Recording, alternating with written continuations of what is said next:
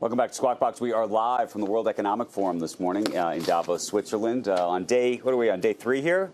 Day last. We're calling it our final day here with our next guest. He took the helm of Honeywell nearly 3 years ago. Since then, take a look at this. Shares of the conglomerate are up nearly 50%. Are we going to show a chart? Because we should.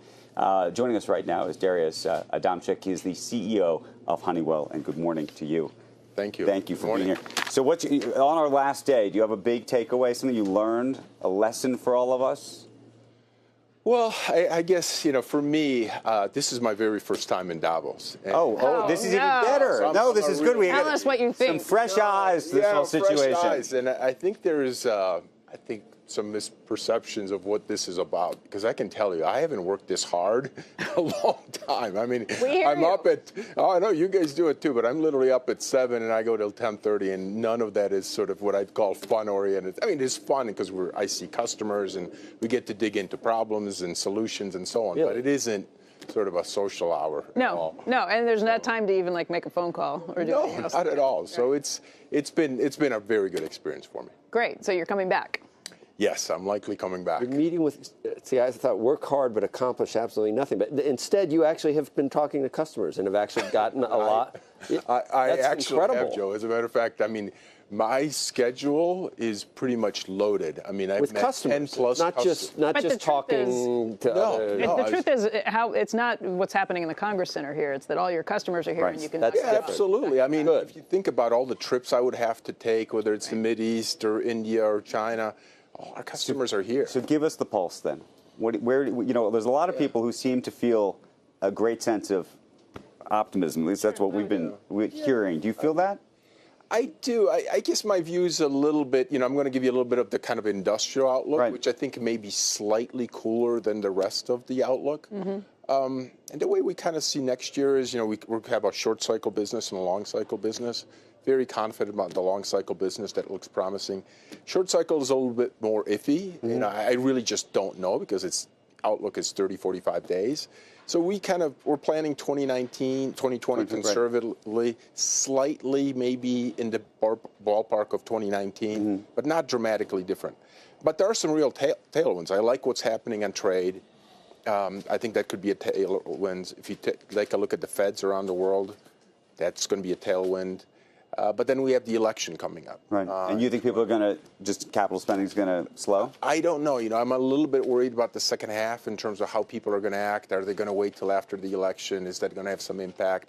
I see this year a little bit different. I see this year as a little bit of a weaker first half, but better second half based on trade, fiscal policies, et cetera. So that's kind of how we're calling it. How important is China's growth in this whole picture? I mean, if China does better than anticipated, that probably helps all the other countries in the region and then even around the globe. I think for us it's very important. I mean, we have over 10% of our business in China. We're very much a local for local kind of a player in that we do everything there in terms of innovation, manufacturing, selling, marketing. So for us, China is very important.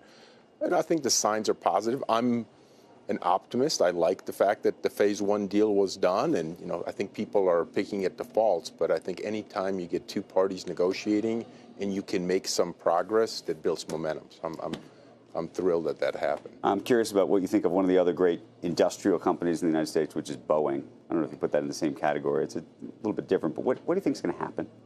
Oh, I think Boeing is going to solve these issues. I mean, they're a great American company. They're a great brand.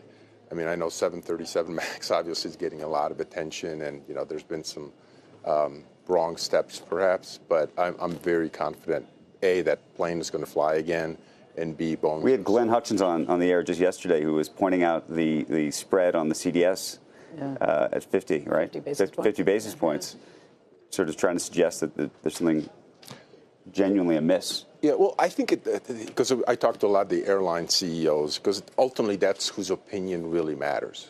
And to a person, they'll tell you that's a great aircraft. Right. It has these issues that need to be fixed, but once they're fixed, they're going to be back. You sell into that, don't you? I mean, Honeywell, you're making components. Oh, sure. So. I mean, we are on, just to give you a perspective, this could be wishful thinking for you. Yeah, 90% of air transport, large aircraft, we have some presence on. Exactly, yeah.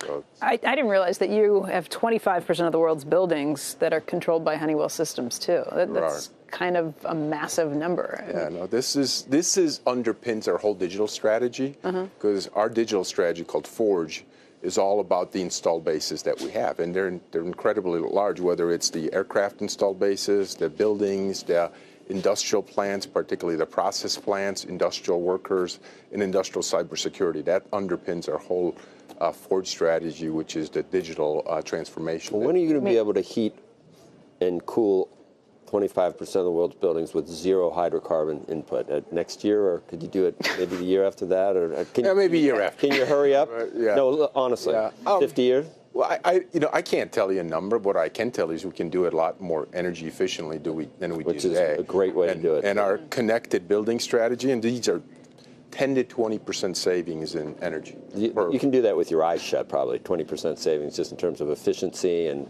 efficiency. I mean, some of it is basic, some of it is integration with broad controls, watching patterns, watching occupancy.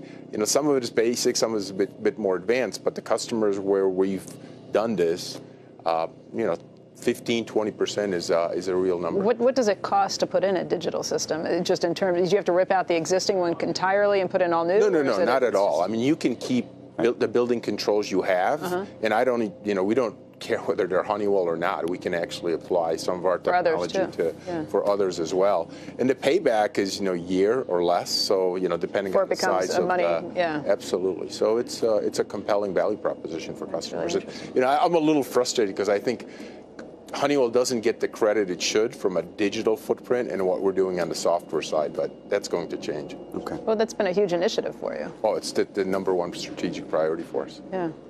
Darius, thank you for joining us this morning. Thank you very much. Nice to be here again. Thank you very much. And you'll join us again here next year? You'll be back. I promise. Come on back. Thank you so much. Great to see you. You won't have fresh eyes, though. I like the idea of somebody, first timer. Yeah.